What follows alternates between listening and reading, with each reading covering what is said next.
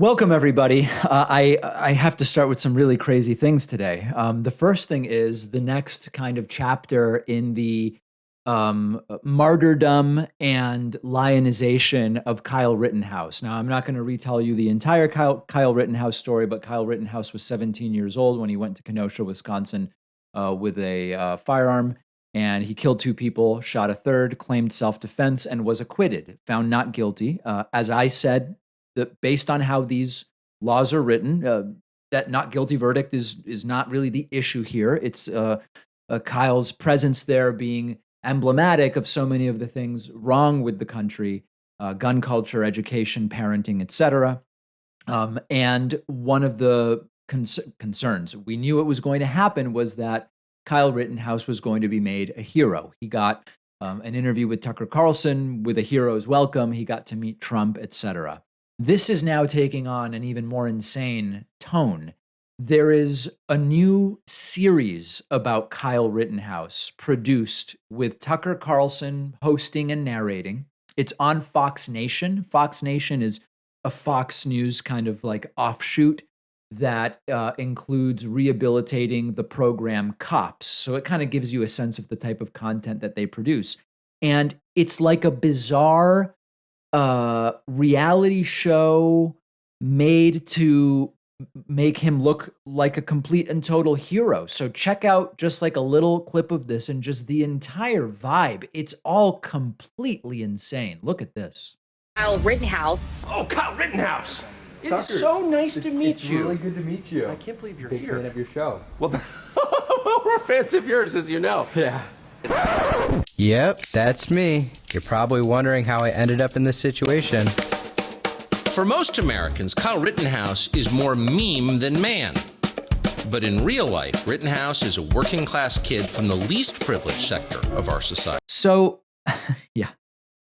As I've said, first of all, who's the audience for this, right? That's one thing to think about. Like, we're watching it as a goof, and because it's so absurd, and because it's a media story, that there is a media outlet doing this. But there are people who watch this seriously, and they go, wow, what a hero. What a great kid. He did a great thing. And remember, he didn't do a great thing.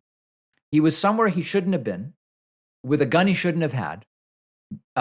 And he caused a situation in which he feared for his life. I even would concede he plausibly feared for his life, and he was acquitted. But we don't celebrate it. We say, wow, this was a tragedy. It should have been avoided altogether. The lesson wouldn't be he's a hero. The lesson would have made sense never to go in the first place. But this show makes him a hero. Then, and this is just wacky, Tucker Carlson, in a direct-to-camera sort of thing, explains that he basically uses kind of like Bolshevik-style revolution as an analogy to the desire for the imposition of anarcho-tyranny in the United States, and links all of this back to Kyle Rittenhouse. Take a look at this. Tyranny, you may have heard the term. Here's the most straightforward definition. It means anarchy for the people in charge, tyranny for the population.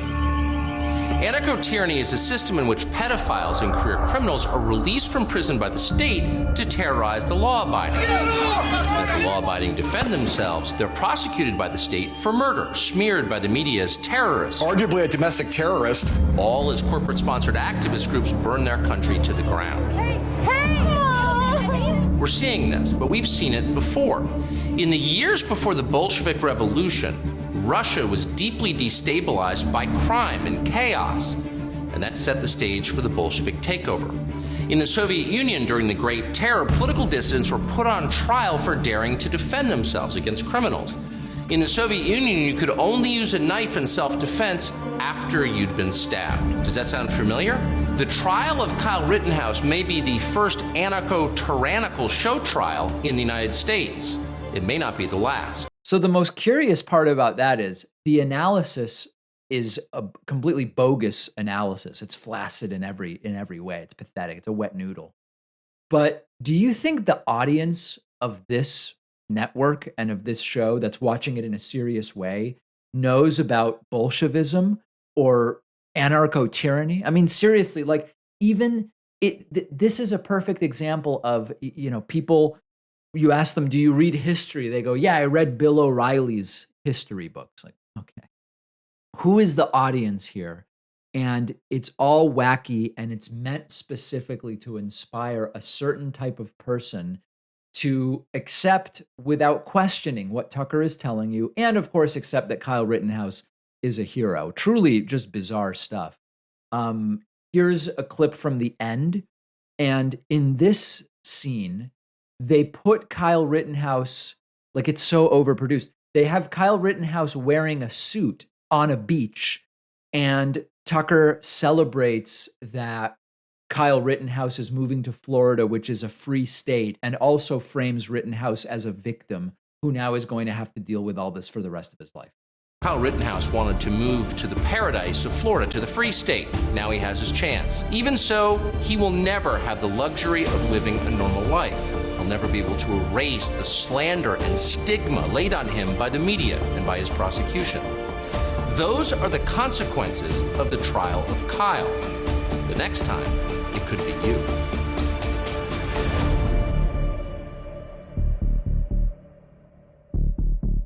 I like how Tucker says, you could be next. One way to avoid being the next Kyle Rittenhouse is don't go to locations of unrest with firearms. Then you're not going to be the next Kyle Rittenhouse. Now, of course, Tucker would say, well, no, there's a million other ways in which you could be victimized by the system the way he was. But what an overproduced sham.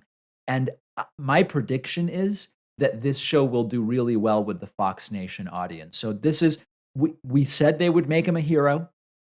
They're making him a hero. They're making him a martyr. They're making him a sage. And it is completely and totally disgusting, but we knew it would happen.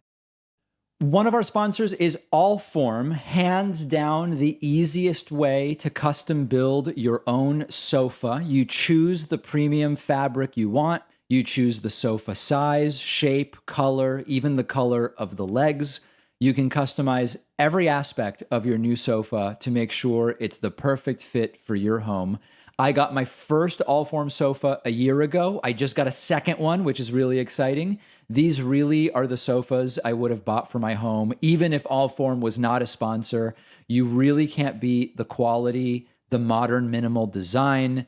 The sofas are spill, stain, and scratch proof. You can buy one piece and start with that, and then buy more seats and accessories to add on later. Shipping is fast and free. You get 100 days to decide if you want to keep the sofa.